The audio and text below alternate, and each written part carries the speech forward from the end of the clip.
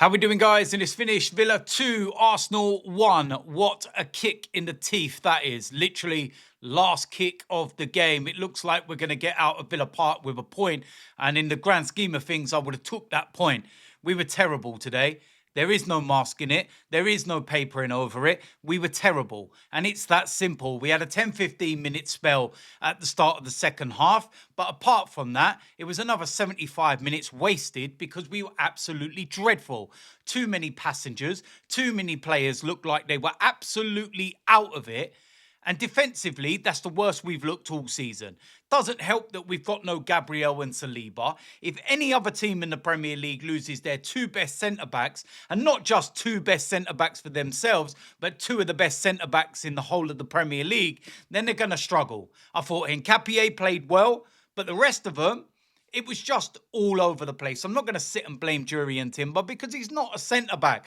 But you could see there was no kind of understanding in the same way that you have a Gabriel and Saliba. Calafiori was poor, picks up another yellow card. He's suspended for the game against Wolves. Ben Wright, yeah, it was all right.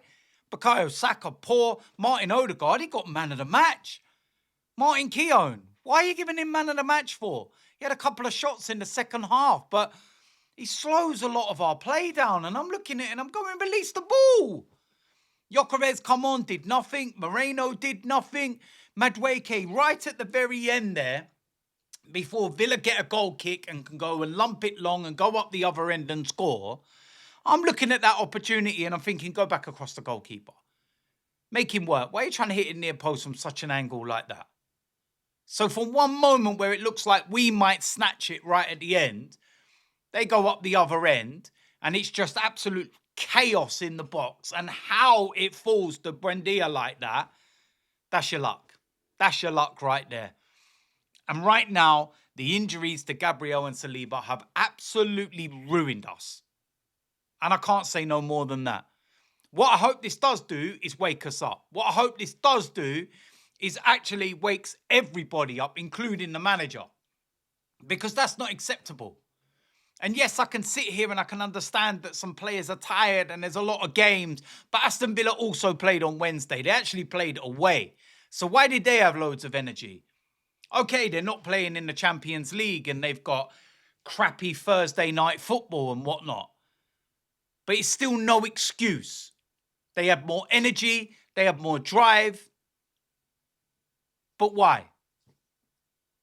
And this is the problem. A lot of these players right now, they look shattered. Trossard comes on. He's off again. It looks like another injury or a recurrence of the same one. Ezard was terrible, and he was at fault for the first goal. Completely falls asleep. Why? You can't fall asleep at this level. If you do, you've conceded. Oh. And like I said, if we would have come away from Villa Park with a point, then I would have looked at that and gone, do you know what? It's another game where the point will be more valuable at the end of the season than what it is now. But losing the game in the way that we did, it's not just a kick in the teeth. It could kick the players in the teeth as well and how it might affect them. And it also gives the rest of the Premier League a lift. Everyone else now sits there and goes, ooh, okay. Yeah, got an opportunity. The door's been opened. Aston Villa are 3 points behind us. Man City will probably win their game. So frustrating. So frustrating that we don't see that game out and it's just silly. But at the end of the day, you reap what you sow. And we deserved that today because the overall performance was terrible. And I don't really know much more that I can say on that.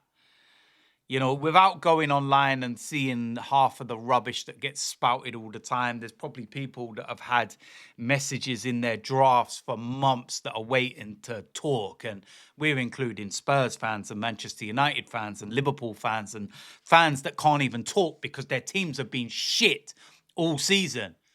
But they thrive off Arsenal finally losing a game that they're like, yeah, we can talk about it, even though we're sitting mid-table and we're fucking shit. It's the beauty of football, isn't it? And that's what happens at the end of the day. When you win, you've got to take it. And when you lose, you got to take it. You know what I mean? It's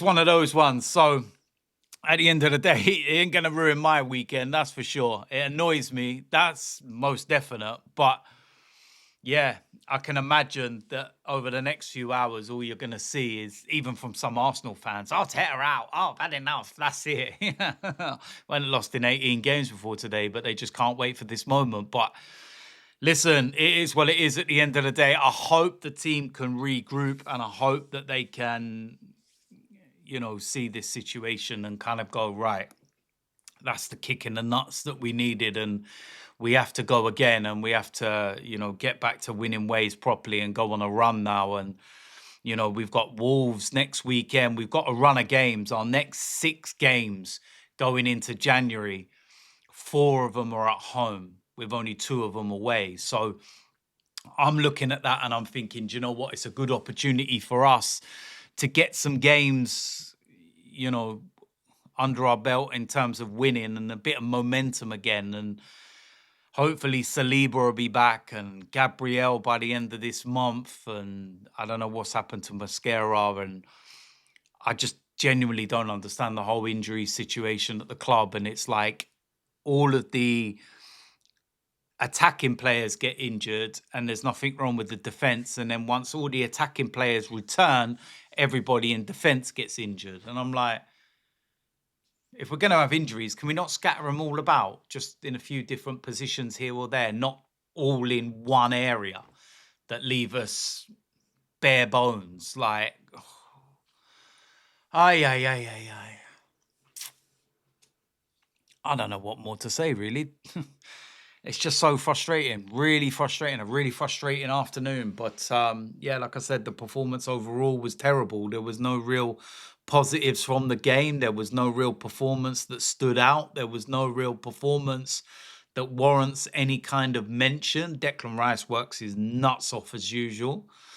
But yeah, from the opening 15, 20 minutes, I had that feeling about the game where I was just like, doesn't feel great, and went in 1-0 down at half time. And the way we responded at the start of the second half, I thought, okay, this is good now. We can really move forward. And then we just reverted back into type.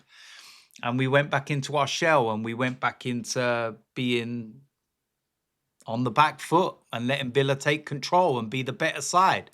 So apart from a 10-15 minute spell where we were the dominant side, Aston Villa were more in control of the game and had more opportunities. And I don't think that any teams created as many opportunities as they had throughout the course of this season for us. And again, it's just really difficult trying to get a kind of understanding defensively when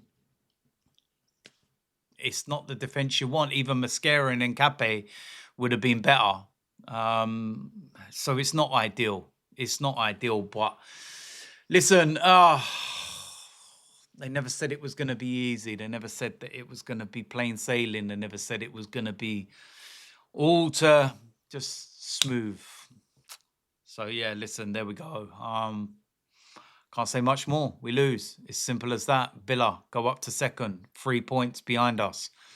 So we're going to have to really start putting our heads down and just carrying on. And a lot of these players need to take a damn good look at themselves and fix up. Don't even care about the Champions League game, to be honest with you. I'd be making changes for that. We're well comfortable within our group. The likes of Declan Rice and everything else need to be rested for that game. And then we got Wolves coming up, and we should be picking up 3 points there at home, that's for sure. But listen, there we go. That is it. I don't know what more to say. There is nothing more to say. It's as simple as that. So yeah, like, subscribe, comment, and I'll see you lot soon. I'm out of here.